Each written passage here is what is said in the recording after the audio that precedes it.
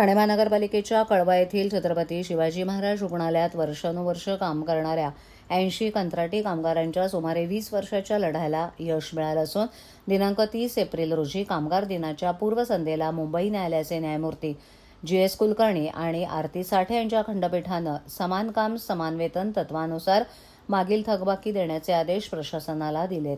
कामगार दिनाच्या पूर्वसंध्येला झालेल्या या आदेशामुळे कंत्राटी कामगारांमध्ये आनंदाचं वातावरण पसरलंय। 2005 पासून कामगार उपायुक्त, महाराष्ट्र राज्य कंत्राटी कामगार सल्लागार मंडळ, मुंबई उच्च न्यायालय, सर्वोच्च न्यायालय तसंच राज्य शासनाच्या पातळीवर म्युनिसिपल लेबर युनियन कामगार नेते रवी राव यांच्या मार्गदर्शनाखाली लढा देत होती।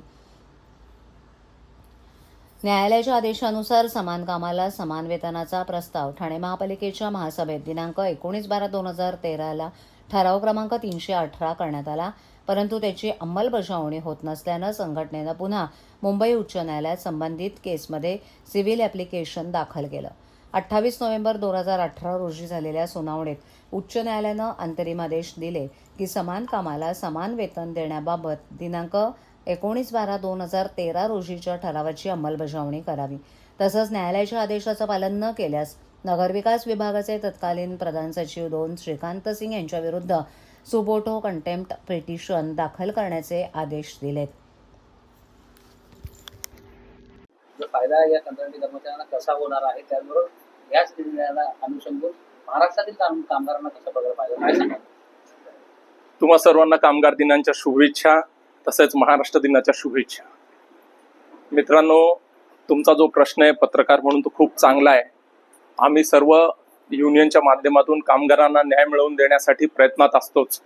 2005 सालापासून ही लढाई आम्ही सुरू केली होती की समान काम समान वेतन, कमीत कमी पगार कामगारांना मिळाला पाहिजे। जो घाणीत काम करतो, जो सफाई कामगार आहे, त्याला हा न्याय मिळाला पाहिजे, ही रविराव शरदरावांची कल्पना होती आणि ती कल्पना घेऊन आम्ही पुढे गेलो। सुप्रीम कोर्टापर्यंत ही लढाई लढलो आणि आज आम्ही ही लढाई सुप्रीम कोर्टात जिंकलो, हायकोर्टात जिंकलो आणि ठाणे महानगरपालिकेच्या आयुक्तांना त्याचं आज ॲफिडेव्हिट द्यावं लागलं की समान काम समान वेतन मी आज ठाणे महानगरपालिकेत लागू करतो। कमीत कमी कोर्टात जेवढे कामगार आहेत त्यांना तरी लागू करतो असं त्यांनी मान्य केलं आणि शिवाय त्यांचे 2018 पासूनची थकबाकी द्यायची त्यांनी कबूल केली आहे। तर कामगारांवर अन्याय होऊ नये याच्यासाठी ही लढाई होती। तर ह्या ठराविक कामगारांसाठी नव्हती, ही संपूर्ण ठाणे महानगरपालिकेत कॉन्ट्रॅक्टमध्ये काम करणाऱ्या कामगारांसाठी होती। जे कामगार आमच्या युनियन बरोबर सोबत आहेत त्यांची लढाई तर आम्ही त्याच दिवसापासून सुरू केलेली आहे आणि जे दुसऱ्या लोकांसोबत इकडे तिकडे भटकलेले आहेत त्यांना पुन्हा एकत्रित करून ही लढाई त्यांची आम्ही स्वखर्चाने लढणार आहोत आणि हाच निर्णय मी त्यांच्यासाठी पण आणायचं आश्वासन तुमच्या या माध्यमातून त्यांना देतोय। सर, या संपूर्ण निर्णय